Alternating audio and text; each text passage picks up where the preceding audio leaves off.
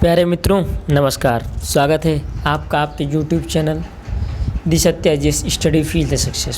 Science की हमारी जो फिज़िक्स चल रही है उसकी यह 9वीं क्लास है। और अगर आप हमारे चैनल पहली बार आए हुए हैं तो सब्सक्राइब कर लें, बेल आइकन क्लिक कर लें। ठीक है, तो ज़्यादा समय ना लेते हुए चलते हैं आज के क्वेश्चन पे। बता दूं, आज सेल्सियस, फ़ारेनहाइट इत्यादि प्रकार के मैक्सिमम क्वेश्चन मैं कराऊंगा जो कि एग्जाम में आते हैं। आप लोग भी जानते हैं इस प्रकार के क्वेश्चन बहुत ही महत्वपूर्ण होते हैं।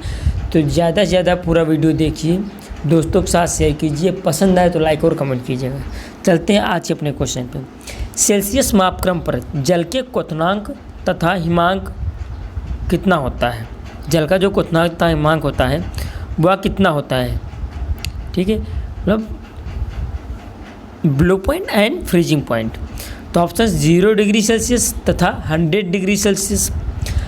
100 डिग्री सेल्सियस या 0 डिग्री सेल्सियस, 212 डिग्री सेल्सियस या 32 डिग्री या 212 डिग्री सेल्सियस कितना होगा? तो आपको बता दें जो जल का क्वथनांक होता है वो होता है 100 डिग्री सेल्सियस और हिमांक जो होता है वो होता है 0 डिग्री सेल्सियस। तो आंसर क्या हो जाएगा? बी ऑप्शन बिल्कुल करेक्ट आंसर हो जाएगा। अगला क्वेश्चन, ताप के सेल्सियस पैमाने पर परम शून्य ताप होता है कितना होता है दोस्तों? बताना है आपको। तो यहाँ पे देखेंगे आप, ये बहुत अच्छा क्वेश्चन है, कई बार आया हुआ है, जिसका जो आंसर हो जाएगा -273 डिग्री सेल्सियस। ठीक है। अगला, केल्विन मान से मानव शरीर का तापमान कितना होता है? जब केल्विन मान पर हम नापते हैं, ठीक है, तो मानव शरीर का तापमान कितना होता है? 280, 290, 300, 310। इसका आंसर हो जाएगा ऑप्शन नंबर डी 310 केल्विन बिल्कुल सही आंसर हो जाएगा। ठीक है। अगला, कौन सा तापमान सेंटीग्रेड और फ़ारेनहाइट दोनों मापक्रमों में समान है? 40 degree Celsius, 100 degree Celsius, -100 degree Celsius या -40 डिग्री सेल्सियस। कई बार आप लोगों ने पढ़ा होगा जो -40 डिग्री सेल्सियस होता है इक्वल टू -40 डिग्री फ़ारेनहाइट के बराबर होता है। तो ऑप्शन नंबर डी बिल्कुल सही आंसर हो जाएगा।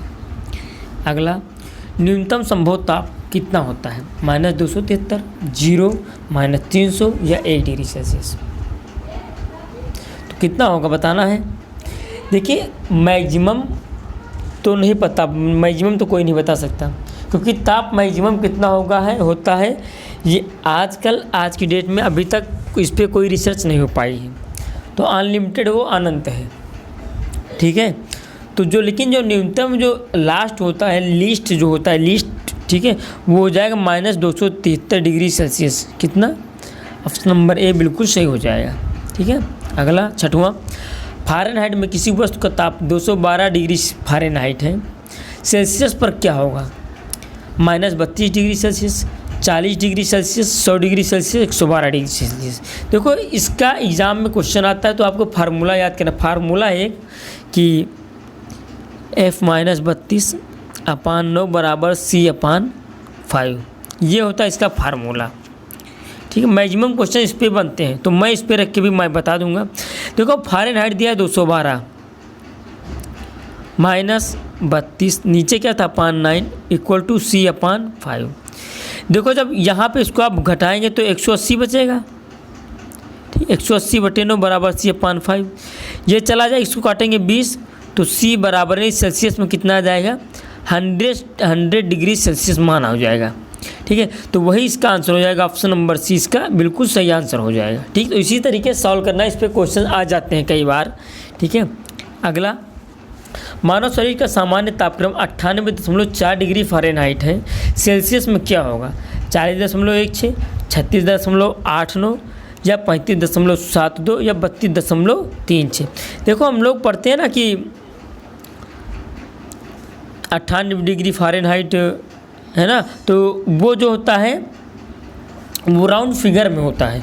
और उसी प्रकार हम पढ़ते हैं 37 डिग्री सेल्सियस, ये पढ़ते हैं ना, एक 98 डिग्री फ़ारेनहाइट और 37 डिग्री, ये राउंड फिगर में होता है। लेकिन जो इसका एक्चुअल होता है 98.4 डिग्री फ़ारेनहाइट, ये सही होता है। और जो सेल्सियस में होता है 36.89, ये सही होता है। ओके। अगला, 8वां, फ़ारेनहाइट मापक्रम पर सामान्य वायुमंडलीय दाब पर उबलते पानी के ताप, ये क्वेश्चन कई बार आया हुआ है। ये क्वेश्चन आपको पीसीएस तक में भी मिलेगा, पीसीएस के प्री तक में भी मिलेगा, ठीक है। तो option 32 degree Fahrenheit, 100 degree Fahrenheit, 180 degree Fahrenheit और 212 डिग्री फ़ारेनहाइट। तो आंसर क्या हो जाएगा इसका? Option number D 212 degree Fahrenheit बिल्कुल सही आंसर हो जाएगा, ठीक है। अगला क्वेश्चन 9वां, एक मनुष्य का ताप 60 डिग्री सेल्सियस है, उसका तापक्रम फ़ारेनहाइट में क्या हो जाएगा? इसको भी हम वैसे ही सॉल्व करेंगे भैया। क्या था वहाँ पे देखो, F-32/9 इक्वल टू दिया है 60/5, इसको करेंगे 12 आएगा, ठीक। 12 ना भैया 108, 108 में से 12 जोड़ेंगे 140, तो F का मान कितना हो जाएगा? 140। ये होता है, देखो 1 मिनट भी नहीं लगा मैंने पूरा कर दी। तो कैलकुलेशन भी अब मैथ में बता दूँ, यही ऐसी ही कैलकुलेशन मैथ में करनी है, ठीक है। चलते हैं अपने अगले क्वेश्चन पे। 10वां, जब गर्म पानी को मोटे कांच के गिलास के ऊपर छिड़का जाता है तो वह टूट जाता है, इसका कारण क्या है? अचानक ही गिलास विस्तारित हो जाता है, अचानक ही गिलास संकुचित हो जाता है, या फिर जल वाष्पित हो जाता है, या फिर नोटा। दोस्तों बताना इसका आंसर क्या हो जाएगा? इसका आंसर हो जाए अचानक जो है गिलास विस्तारित हो जाता है, इसीलिए जब मोटे कांच के गिलास के ऊपर छिड़का जाता है पानी को तो वह टूट जाता है, ठीक है। अगला 11वां, पानी का घनत्व किस ताप पर अधिकतम होता है? ये सबको पता है, बहुत ही अच्छा क्वेश्चन और बहुत ही आता है। और ये दोनों ऑप्शन साथ में रहते हैं, इसमें से ये सही होता है, ठीक है। 4 और -4 दोनों साथ में रखता है हमेशा, ठीक है। अगला 12वां, जब बर्फ़ को 0 डिग्री सेल्सियस से 100 डिग्री सेल्सियस तक गर्म किया जाता है तो जल का आयतन कितना होता है? बताना है कि जब बर्फ़ को 0 डिग्री सेल्सियस से 100 डिग्री सेल्सियस तक गर्म करेंगे तो जल का जो आयतन होगा वो बढ़ता है या कम होता है, या फिर पहले बढ़ता है बाद में कम होता है, या पहले कम होती है बाद में बढ़ती है। तो इसका जो आंसर हो जाएगा ऑप्शन नंबर डी, पहले कम होती है और बाद में बढ़ जाती है, ठीक है। अगला 13वां, साइकिल के ट्यूब अधिकांशतया गर्मी में क्यों फटते हैं? आप देखते होंगे कि धाम धाम लगते हैं, साइकिल चलती है तो धाम से लगता है, ठीक है, सब लोग हंसते हैं। आखिर ऐसा ठंडी में क्यों हमें नहीं दिखने को मिलता है, गर्मी में ही क्यों दिखने को मिलता है हमें ऐसा? ऑप्शन है आपके पास, गर्मी के कारण ट्यूब फट जाता है, ये होगा, या फिर गर्मी के कारण रबड़ जो है कमज़ोर होता है, या गर्मी के कारण रबड़ में फैलाव हो जाता है या रबड़ फैल जाता है, या फिर इनमें से कोई नहीं। क्या होगा? तो आपको बता दें, जब गर्मी के कारण ट्यूब फट जाता है, यही कारण है भैया, ठीक है। अगला, शीशे की छड़ जब भाप में रखी जाती है तो इसकी लंबाई बढ़ जाती है, परंतु चौड़ाई, यदि जब शीशे की छड़ जो है ना होगी, कभी ट्राई करिए आप, शीशे की छड़ लीजिए और उसको भाप में रखिए, उसकी लंबाई तो बढ़ जाएगी लेकिन चौड़ाई में क्या होगा? प्रभावित रहेगी, घटेगी या बढ़ेगी या अव्यवस्थित रहेगी? यहाँ पे अव्यवस्थित होने का मतलब घट भी सकती है, घटना या बढ़ना कुछ भी हो सकता है। तो इसका आंसर हो जाएगा ऑप्शन नंबर डी, अव्यवस्थित रहती है, ठीक है। अगला 15वां, एक धातु की ठोस गेंद के अंदर कोटर है, जब इस गेंद को गर्म किया जाएगा तो कोटर का आयतन क्या होगा? भाई किसी धातु के अंदर कोटर है, कोटर क्या होता है? किसी अर्धचालक सेमीकंडक्टर में दो चीज़, एक तो इलेक्ट्रॉन होता है, दूसरा होता है कोटर, तो वही एक कोटर होता है। अब जब कोटर को गर्म किया जाता है तो जो कोटर का आयतन होता है वह बढ़ता है या घटता है या नहीं बदलेगा, 2 गुना हो जाएगा। सही क्या होगा बताना है आपको।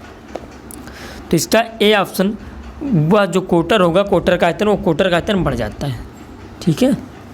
अगला 16वां, जब किसी बोतल में पानी जम जाता है तो बोतल टूट जाती है, क्योंकि पानी जमने फैलता है, बोतल हिमांक पर सिकुड़ती है, बोतल के बाहर का तापक्रम अंदर से जाता होता है, या नोटा। इसी प्रकार एक क्वेश्चन सेम बनता है, सेम आंसर भी उसका होता है कि अत्यधिक शीत ऋतु में पहाड़ों पर पानी की पाइपलाइनें फट जाती हैं, इसका कारण क्या है? तो वही होता है कि पानी जमने पर फैलता है। तो ऑप्शन नंबर ए बिल्कुल सही आंसर हो जाएगी, ठीक है।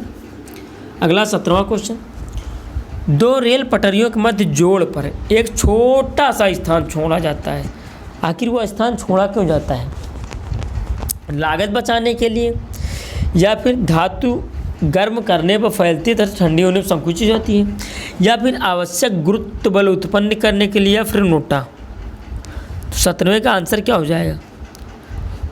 धातु गर्म करने पर फैलती है, ठंडी होने पर संकुचित होती है, ये ऑप्शन इसका बिल्कुल सही आंसर हो जाएगा, ठीक है। अगला क्वेश्चन 18वां, शीतकाल में ठंड से जल जमने के बाद मछलियाँ और अन्य जलीय जीव जीवित रह सकते हैं, क्योंकि जल का केवल ऊपरी परत ही जमता है। अन्य गर्म स्थानों पर चले जाते हैं, या जीवित रह सकते हैं, ठंडी बर्दाश्त करने की क्षमता होती है, या फिर एटलीस्ट मर ही जाते हैं, उसका कोई उपचार नहीं होता।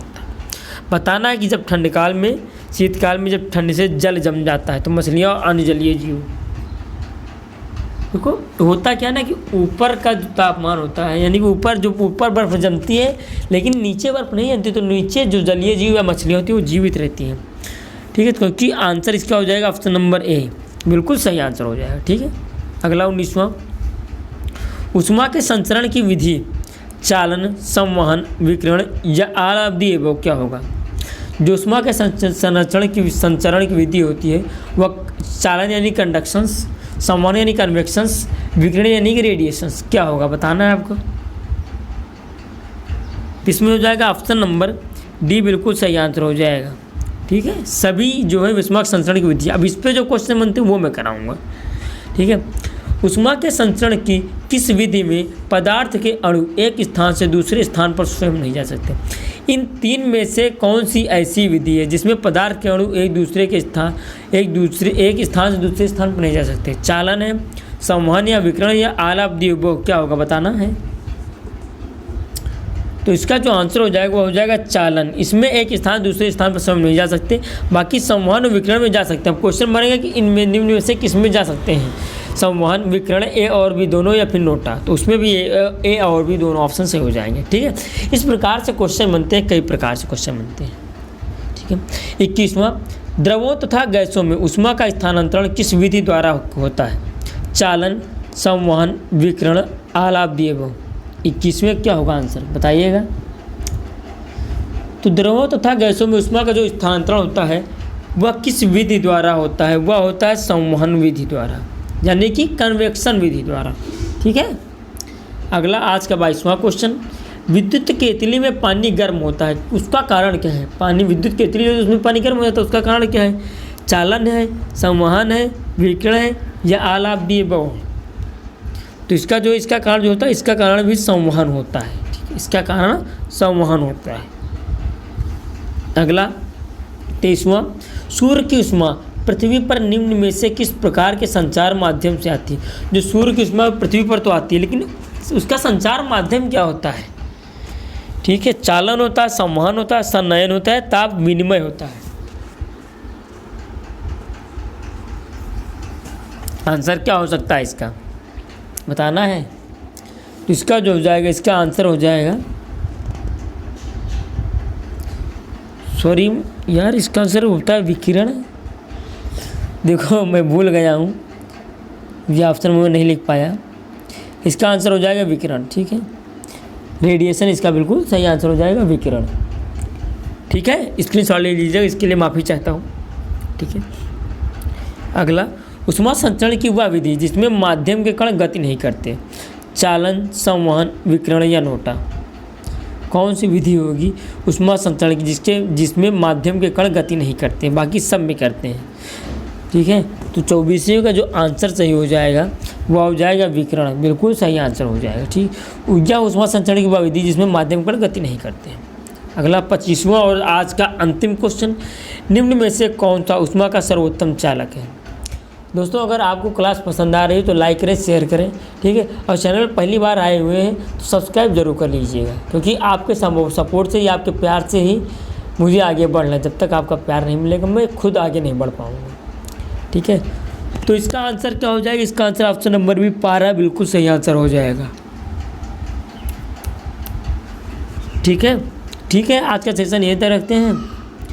घर में रहिए, स्वस्थ रहिए, अपनों का अपने देश का ख्याल रखें। जय हिंद, जय भारत।